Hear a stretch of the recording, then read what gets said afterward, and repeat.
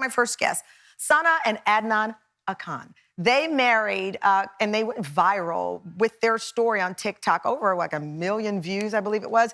They revealed that it was a last-ditch effort that they made the decision to live separately and that it kept and is keeping their marriage together. Take a look.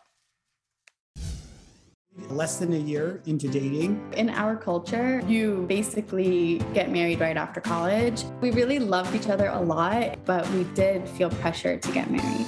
So to us, it was better just to do it and make our parents happy.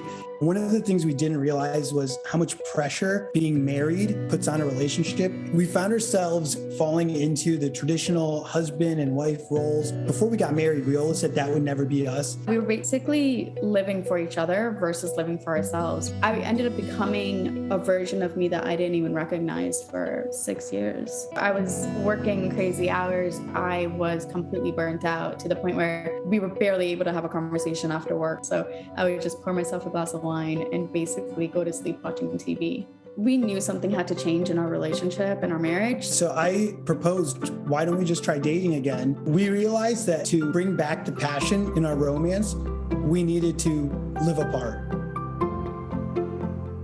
Sana and Adnan join us now. Thank you so much for being here. Thanks for having us. So, Sana, you have lived now apart for over 5 months. Yeah, almost 6. Almost 6 months. Yeah. Who's counting? You are. Is there an end game here, or is this indefinite? You know, when we kind of went into this, we realized the last 7 years of our marriage, there were so many rules and like always planning that for once it feels so nice to not have any plans. So we're kind of just riding it out. We're going to see where... We're just enjoying life a day at a time and seeing, I feel like as long as it's working, why mess with it? Why is it working? I mean, you live 15 minutes apart right now, right? Why does that work when you decided to be a union? And I imagine the plan was to live under the same roof.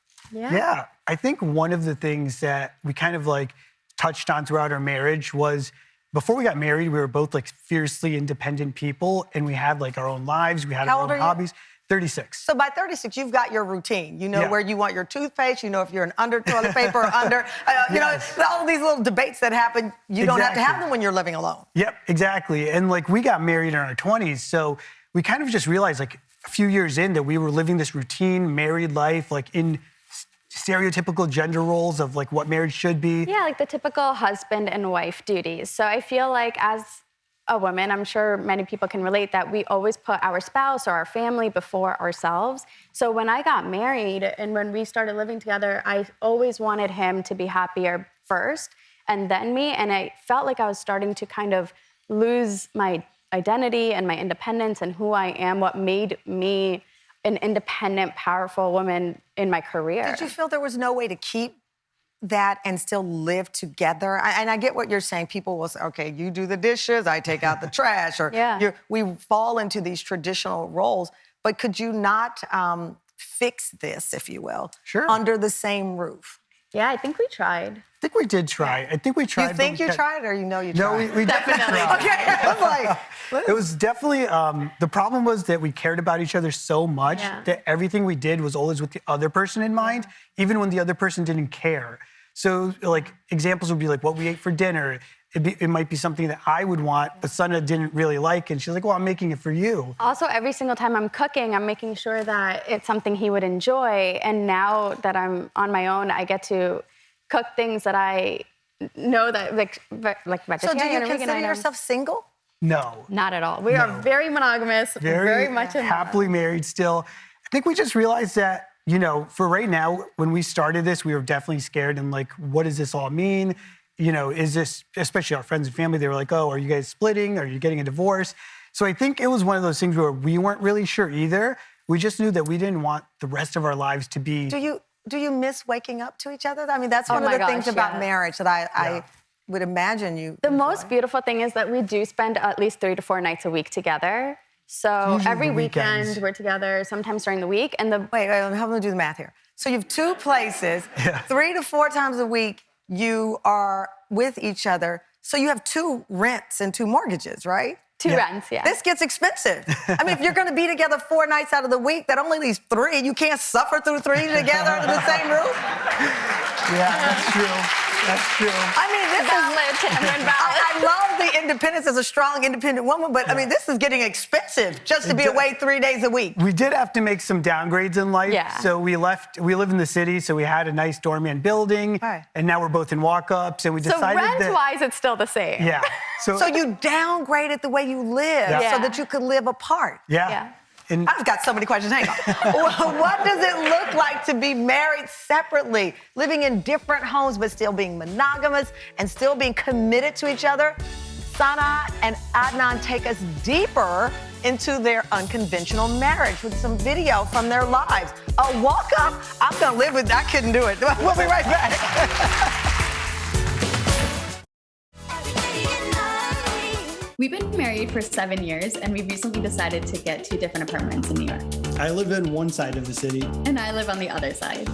When we're living separately Monday through Friday, We focus on our work, and we also get to really enjoy our free time however we want. when Friday rolls around, I'm so excited because that means it's date night. After a long week of not seeing each other, I am so excited to see him. It's crazy because we were so used to seeing each other, and now that we go all week without hanging out, it feels kind of nervous. Kind of brought back those pre-marriage butterflies, which is pretty cool. Time to go on my date with my husband. Bottoms up. Bottoms up. I know for some people this may seem really unusual and unconventional, but for our marriage, it's worked wonders. I think the distance really makes the heart grow fonder, and it's definitely made us a lot happier. We're back talking with couples on their love journey, and my guest went viral when they shared that after many years of marriage, they decided to stay married but live apart. Sana and Adnan are here with their story, and they prove that love can be complicated, but you can figure it out. So I'm so fascinated by this, Sana.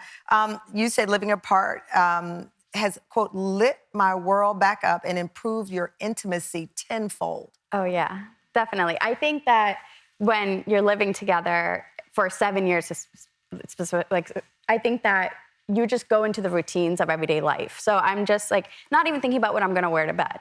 And now that I'm prepping for date night, I'm like, oh, let me pack my sexy lingerie. Let me like take care of myself a little more for date night. And I have those 3 days during the week to prep myself for date night. I like that. So Adnan, do you believe the marriage would still be intact had you not separated?